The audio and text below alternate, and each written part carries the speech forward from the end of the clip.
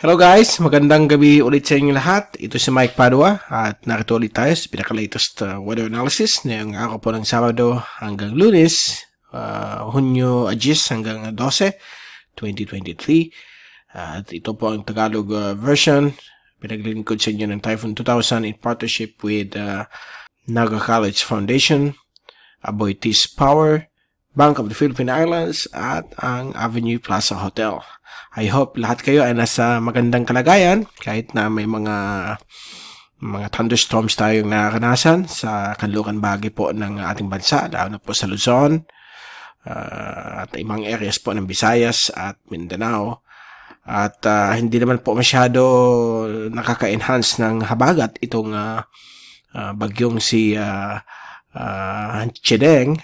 Subalit kahit mahina yung habagat ay nakaka-create din po ito ng mga pagkulog at pagkidlat lalo na sa hapon ng gabi, lalo na po sa may Metro Manila, ibang portions po ng Central at Northern Luzon, lalo na po yung western sections at dito rin po sa may Mindoro, Occidental Mindoro as well. At sa kanluran bagay po ng Kabisayaan, gayon din po sa Mindanao, although Mindanao more on localized thunderstorms.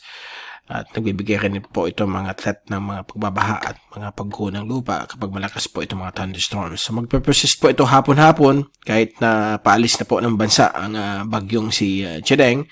At dito po sa ating fast animation mula sa University of Wisconsin Tropical Cyclone Satellite Loop, nakikita po niyo paglabas at pagwala ng mga localized thunderstorms sa kanluran bahagi po ng ating bansa.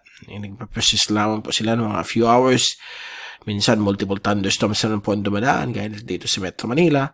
So, grabe po yung maulan ang nakakanasan nila. Dito naman po yung bagyong si Chideng. Umabot po sa kanyang peak intensity kanina na 165 kph, 1 minute average. Pero sa mga oras na ito ay unti-unti na po siyang humihina. Okay? Yung kanyang eye ay medyo nagdi-decay na. Okay? Medyo nawawala na yung kanyang mata. At sign na humihina na po siya.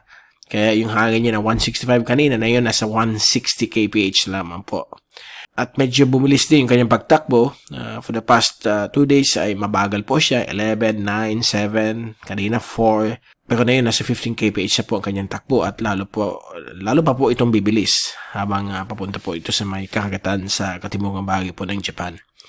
So, ito po ay inaasahan na lalabas sa Philippine Air Responsibility bukas ng gabi or early Monday. At continue natin yung zoom in satellite animation. So, nakita niyo dito sa ating infrared visible satellite animation ang mga makakapal po ng mga thunderstorms na nakaka-affecto sa iba't ibang bahagi po ng Luzon. Lalo na po yung kanluran bahagi. At dito rin po sa may area po ng Cagayan Valley, Metro Manila. Ang kitang-kita po ninyo sa may Subic, Bataan. Dito rin po sa may Occidental Mindoro, Northern Palawan, Calamian. Dito rin sa may Mindanao, may mga thunderstorms din. But mostly localized. Dito somewhat konting hikayat ng habagat. Medyo malalakas din yung mga thunderstorms kahit na papano. Kahit na konti yung hangin mula sa habagat. So, ito po yung bagyo. Nakita nyo, medyo nandidikay na po kagad yung kanyang itsura, okay, yung kanyang sirkulasyon.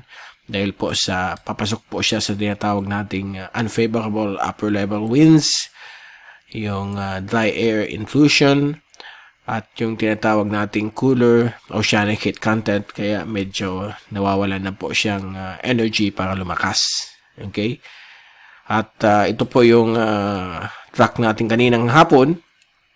Number 4, Stormwatch number 4 from Typhoon 2000. So, nakita po niyo dito na patuloy pa rin kanyang curvature at inaasahan pong lalabas po ng Philippine Air Responsibility dito sa track bukas po ng gabi, linggo ng gabi or early morning Monday kapag bumagal po ang kanyang pagkilos. So, pagtapak niya ng Independence Day sa Pilipinas, wala na po ito sa Philippine Air Responsibility. So, yan po ang kagandahan sa galaw ng bagyong ito. At wala naman pong inaasahan landfall sa naman parte ng Asia. Lalo na po sa may Japan. Dadaan lang po sa medyo kalayuan sa may dagat po sa katimugan ng Japan. At ito po yung Asian agencies. Lahat ng agencies na nagmo-monitor sa bagyong ito, including Pag-asa. Coverage po pinapakita. At sa rainfall accumulation forecast hanggang sa Monday, yan po, ito po yung mga localized thunderstorms dala ng mahinang habagat na bibigay po ng mga paulan sa kanluran bahagi po ng Central at Northern Luzon. Kasama po Metro Manila, Occidental Mindoro, dito rin po sa may Northern Palawan, Calamian Group, lalong-lalo na kanluran bahagi po ng Kabisayaan, sa may Panay, Negros at Guimaras. At may mga konting thunderstorms din inaasahan sa susunod na 3 araw, lalo na po sa hapon gabi, sa kanluran bahagi po ng Kabikulan, sa may Western Camarines Sur, like Pasacao, Balatan. Dito rin po sa may area po ng Rinconada, western sections ng Albay, Sorsogon. May mga inaasahan po mga localized thunderstorms. By the way, sa may slopes ng Mayon, mag-ingat po kayo. Kapag may mga thunderstorms, baka makahalo po yung mga ash ng bulkan. So, magkakaroon po ng medyo mabibigat na patak na ulan. Lalo na po pag naipon po yung mga ash sa ibabaw ng inyong mga bahay, posibleng mag-collapse po yan. So, mag-iingat po kayo lahat. Please take all necessary precautions. Dito rin po sa may area po ng Masbate, may mga inaasahan rin po mga thunderstorms. And aside po dito sa may Kanluran Baga, dito rin po sa may Cagayan Valley, Cagayan, Isabela, may mga inaasahan rin po mga thunderstorms, dulot po ng mahinang habagat. Okay, so iyan po ang ating pinaka-latest sa bagyong si Chideng at yung paghikayat ng mahinang habagat. At babalik ulit tayo sa darating na Independence Day, June 12, para ibigay sa inyo yung pinaka-latest sa ating panahon at sa post-Chideng weather conditions at kung meron pa bang kasunod. So far, malinis naman po computer models, wala pa naman pinapakitang kasunod. So yan po ang ating outlook for the next 1 week. Okay, mula sa Typhoon 2000, ito si Mike Pado nagpapaalam. Mag-ingat po tayong lahat. Have a great weekend. Happy Independence Day. At maraming salamat po sa pagpanood nyo sa aking channel.